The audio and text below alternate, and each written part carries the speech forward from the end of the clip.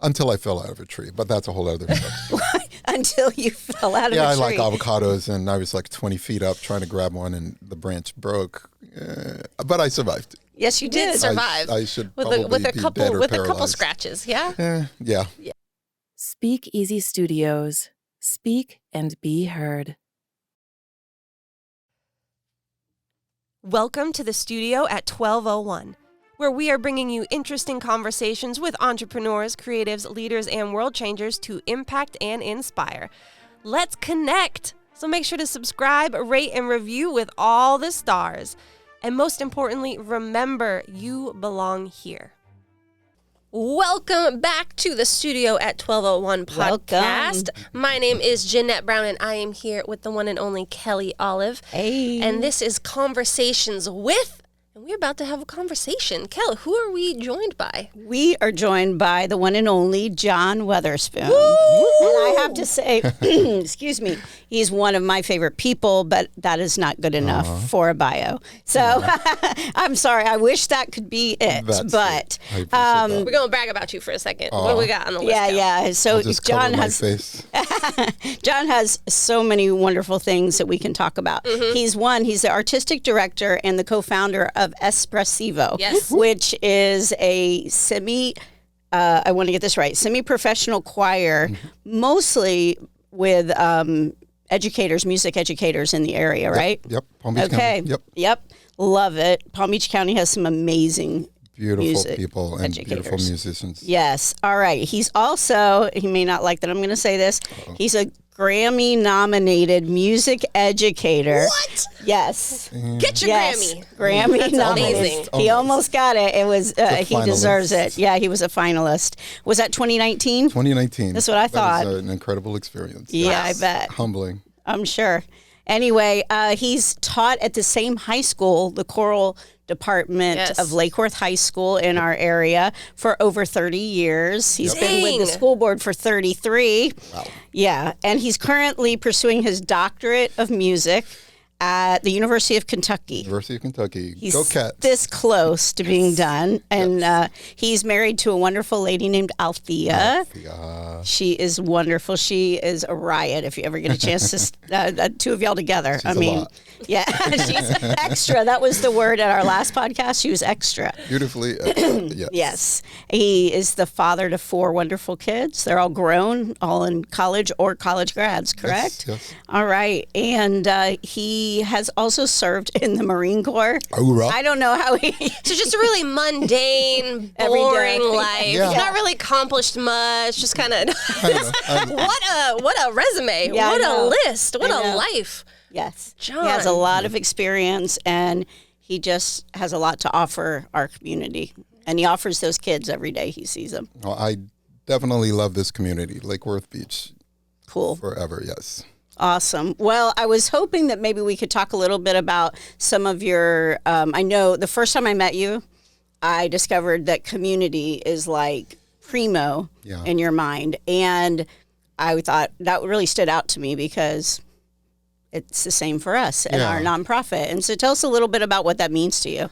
Well, I mean, actually, when I was a kid and got into music, my middle school or junior high school choral director called me up and told me that she thought I had a nice voice and wanted me to join her choir. And I literally was on the other side of the tracks. Little black kid at a majority white junior high school.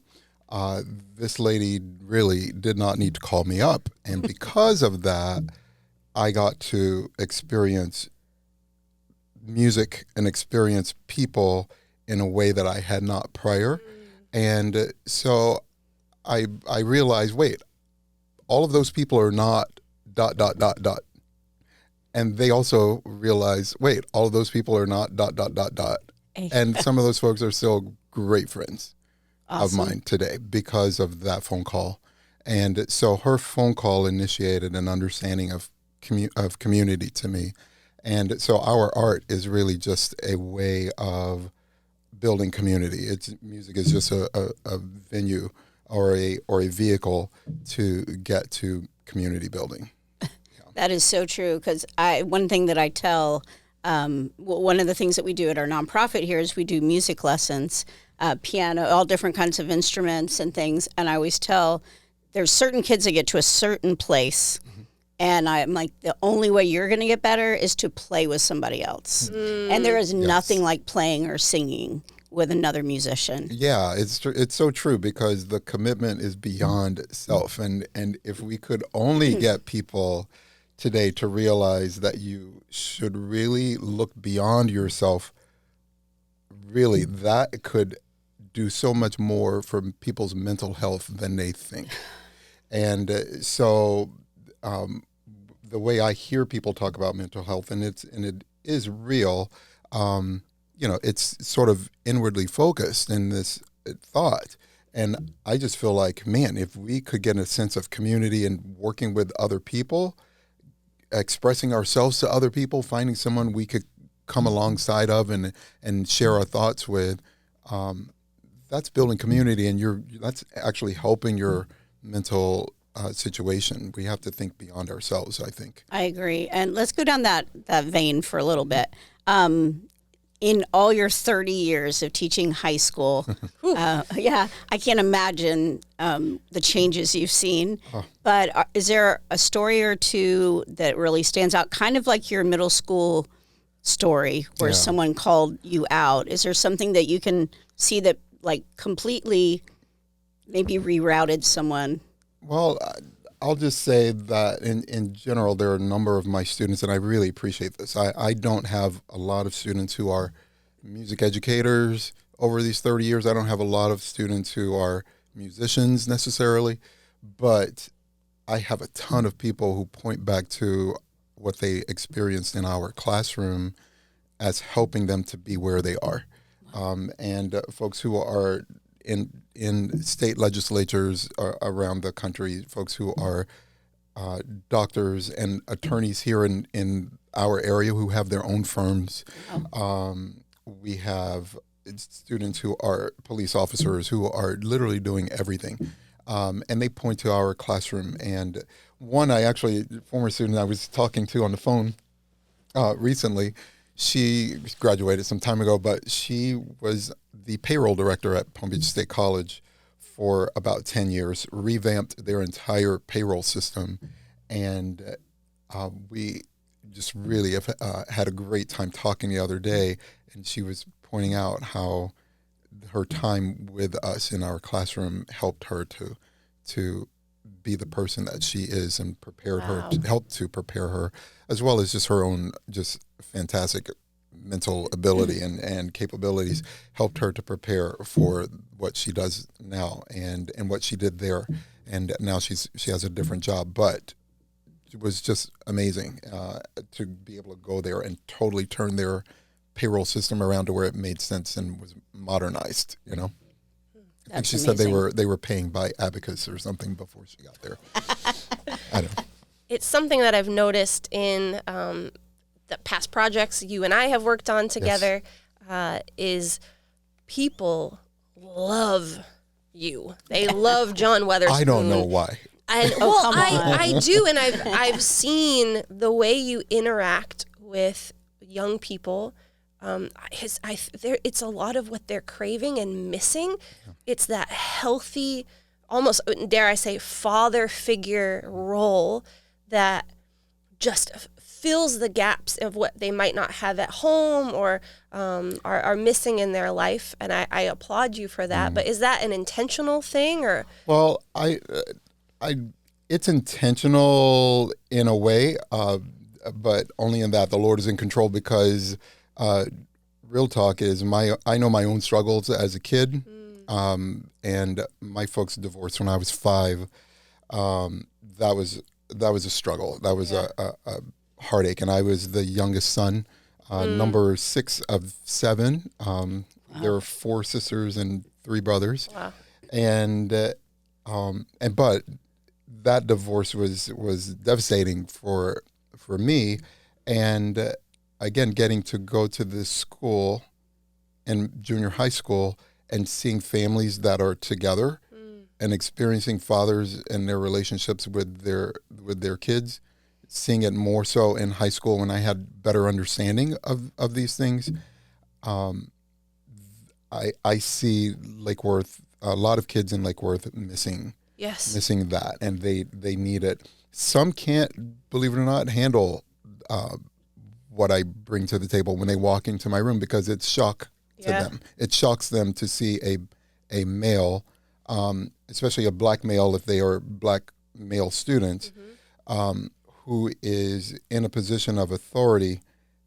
What they misunderstand is what that authority is. It actually is care for you. And many of them will bail out before they get the chance to experience that. But the ones who remain know it, and it impacts their lives. And I feel like they need discipline, they need love, and they need care. And they need to know that there's someone who's got their back. And so I feel like I learned that in my chorus class, and learned it from, again, being in the classroom, being in those homes with those other people, and seeing fathers, again, interact with their children. There's one in particular that sticks out that, I mean, this guy and I are like literally great friends still. Our families are friends, like our kids know each other, the whole thing. Wow. But because of my spending the night at his house the first time, because we had a concert the next day, and I'm seeing how Dad interacted with everyone, and I just thought, oh my gosh, these kids will never wonder if their father loves them. And the boys, especially in the house, it hit me that way. I'm like, those boys will never wonder. And you know, my dad passed in 2019, and I knew he loved me, but still it was kind of lingering in the background as a question. But those kids will never wonder. That was my thought as a teenager. And I wanted that for whoever my kids were going to be. And if you ever decide to have the 4 of them on here, 1, it would be a riot. 2, you ask them and they'll share it. Absolutely. The full circle moment. Yes. I know, because I know your daughter, April. Yes. I know that they feel fully loved by their dad. And it comes from that night. And so I see these kids at my school, and I want them to understand you matter. Yeah. You can overcome whatever your situation is. Yes. You are the only one designed to overcome it. But you don't have to do it alone. And that's something that's so important for arts in the school system. It's kind of hard to do that as an English teacher or a science teacher. I think you still can get a connection with the kids. But when you are doing something like music that already just kind of opens the soul up, and then it opens that up to someone who cares.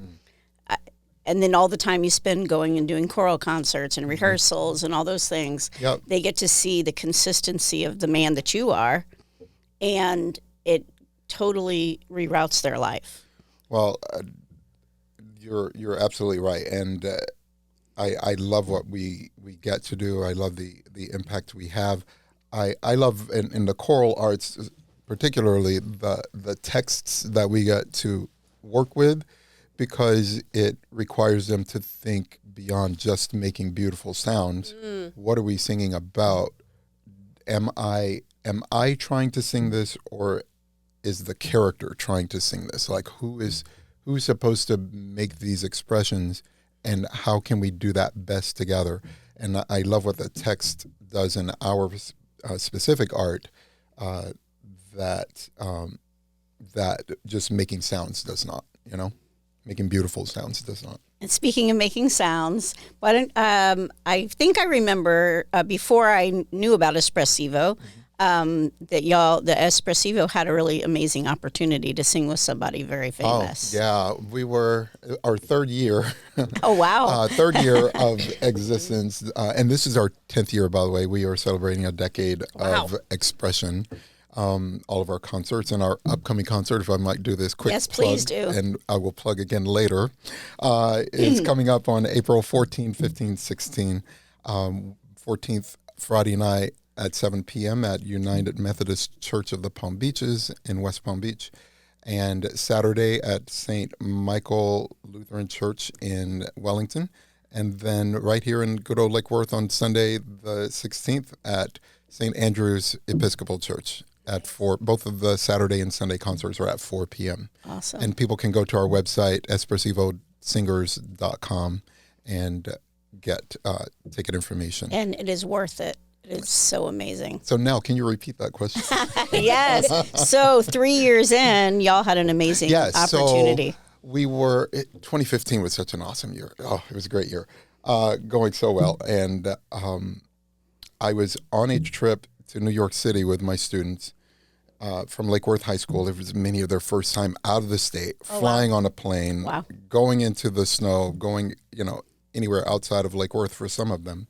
My goodness. And as we were going, we were at the airport, one of the airport layover spots, and boom, here's a former student of mine. I have no clue where she came from, but she graduated in the 90s. She jumps up and down, hugs me. She is telling the kids how excited she is to see them and to see that I'm still there and how much she loved being in choir. You couldn't have paid for that. Could not have paid for it. And then before the plane took off, I got a phone call from someone asking if we might be available to sing with Andrea Bocelli for the centennial celebration of Miami Beach. And I was like, yes, of course. Is this a joke?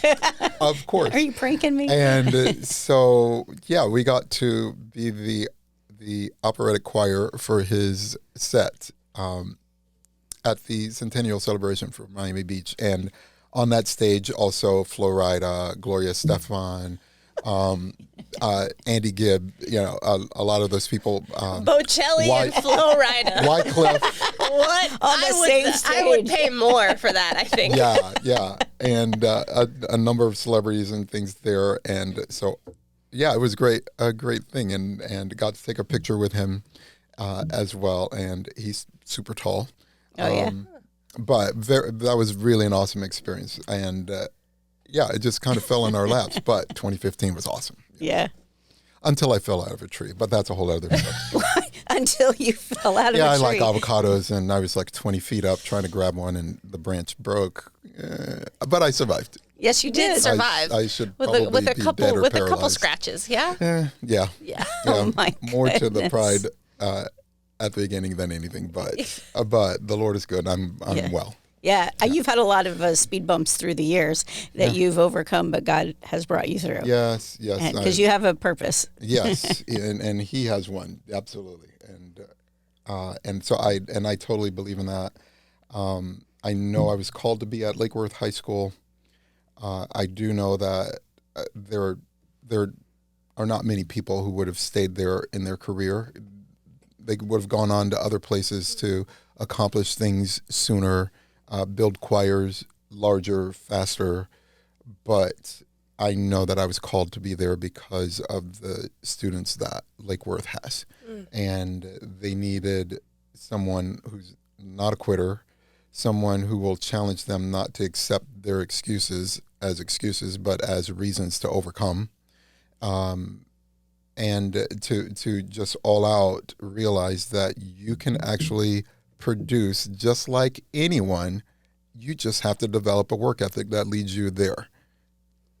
I was just about, before you said that, say, so with all these stories and all this great talk, what's kind of a takeaway that we can do? And you just gave us 3. You're like, don't be a quitter. Yeah, please. Don't be a quitter, no matter what your dream is. Yes. You're not a quitter. You had a dream to get your doctorate. Yes. For how many years? Wow, since I was 18, 19, 17, 18, when I realized this is what I was going to do with my life. And set out on that trek and had a plan before I graduated from undergrad school. And that was going to be within 10 years. And lo and behold, 10 years passed, and I had not even completed my master's degree, which I graduated from college in 1990. Moved right here to Palm Beach County from Baton Rouge, Louisiana. And I finished that master's degree from Florida Atlantic University. Go Owls! Represent. Sweet 16. And Owls. Yeah, in 2008, I finished. So that's 18 years later. It's a long time. But that was stressful. I think there's a proverb that says, "Hope deferred makes the heart sick." Yes. And literally sick for a long time, but hopeful.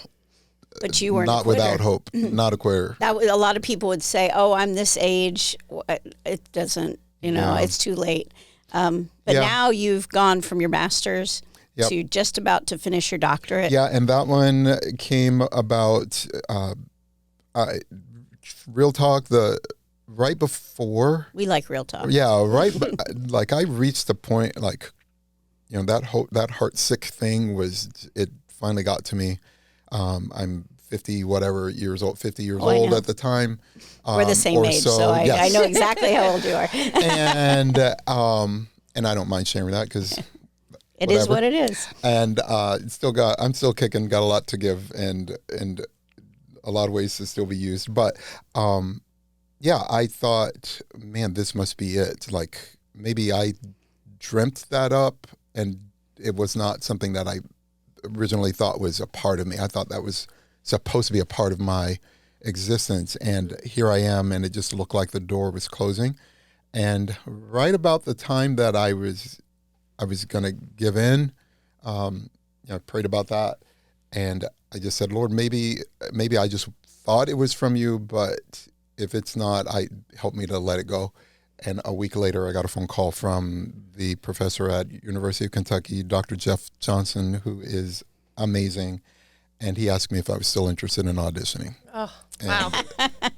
That was timely. Clarity. Yes, clarity, yes. And so, and still struggle, because you still have to get through things, and it's a lot of work. It was a lot of sacrifice because he had to do a sabbatical for a year and be up there in away Lexington, from his family. Away from family, yeah, that was is tough. very tough. Yeah. But our youngest graduated in 21, and that's when my wife and I were on the same page with it, and so we're going for it. That's neat. Yeah, I was there for a year on sabbatical leave from Palm Beach County School District, and am back this school year, Lake Worth High School, and hopefully we'll be done by this August, yes. That's awesome. Okay, so our takeaways were, don't quit. Don't be a quitter, because you never know what. I mean, if you quit, you definitely aren't going to reach it, but if you don't give up. Oh, can I interject this please as well? do. Because one of the things I've said to these students at Lake Worth High School, literally my entire career there, you cannot let things get in your way. You may have to work harder, seemingly, than someone else, but the only reason it seems that way is because you're comparing yourself to them. So stop doing that. Yes. And just simply run your race, because you can win your race. And I found myself in this heart sickness repeating it to myself. So when I tell them, whenever you see one finger pointing at you, there are three more pointing back at me. I am literally always taking my own advice, trying to live up to it as well. Because I love the race analogy as well, because I always pictured it of it's not what you see in the Olympics with the hurdles, where they're all in a line and they're all jumping over it at the same time. Right. You may have jumped over 4 hurdles back to back to back, and seemingly the person next to you has just skipped through life without anything, but we don't know what major hurdles are right around the corner for somebody. Yep, That's I've really also good shared to keep in mind. with them that you can't run anyone else's race. I said, if we took everyone's problem and put problems and we put them in a hat, and you had to draw, you would not be able to deal with anything that you drew. You can only deal with your own. You're only created to do that. So. That's so true. So don't quit. We're still on that first thing. Yes, we were still on that. And I just wonder if that's really as far as we need to go. I mean, don't give up. Don't quit. I think what an example that is to the students, that you were willing. I mean, because we don't feel our age, but they look at our age like we're about 20 years older, right? They're probably like, oh my gosh, Mr. Weatherspoon went off and did that when he was so old. Yeah. Just by doing that. No, I know it's by design, and it's to give hope to people who may not feel like they have hope. Yeah. And I know it's also an inspiration to my former students. Absolutely. who see it as well, because their lives are not over yet either, regardless of what has come. And so there's hope out there, even in the craziness of the times that we live. There's hope. We have to find it, because it's out there.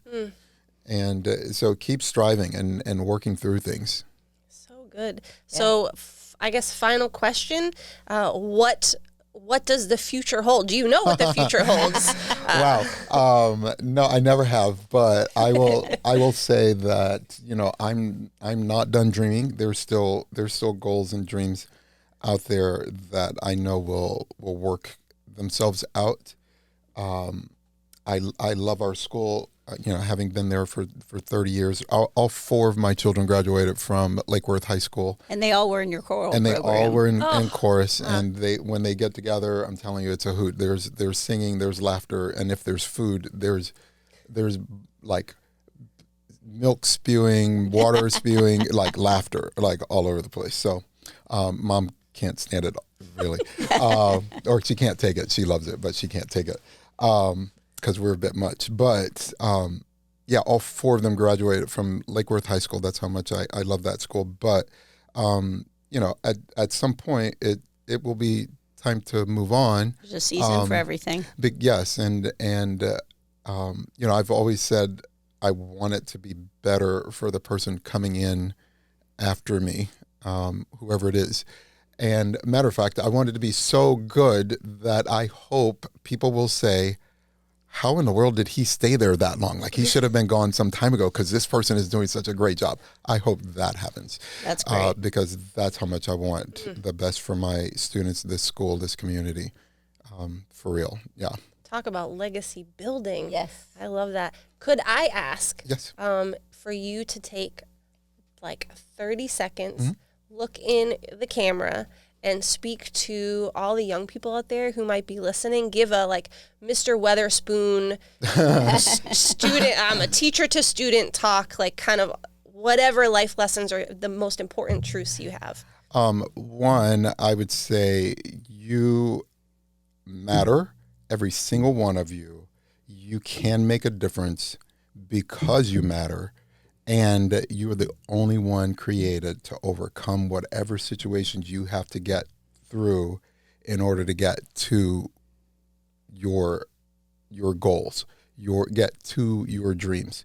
And never, never, never, never, never stop learning. I almost have a doctorate in this degree that I'm in this field that I'm in, and I am still trying to be better. Being in Kentucky made me a better conductor because I realized some things, and I've not necessarily been a shabby. Oh, you're an inspiring conductor. But there's still things to learn. So always be willing to learn. Never feel like you have made it. Don't ever walk around like you are the stuff, because there's always somebody better. And yet that doesn't matter. You are the one who has to be better. And be the best you that you can be, and work to that end. And don't quit. Don't quit. And don't use a mental health situation as a reason to quit. Use that as a reason to overcome whatever challenges you are facing. Wow. Because we have too much of that happening in the world too, and that's not good for you. Humbling, empowering. Yes.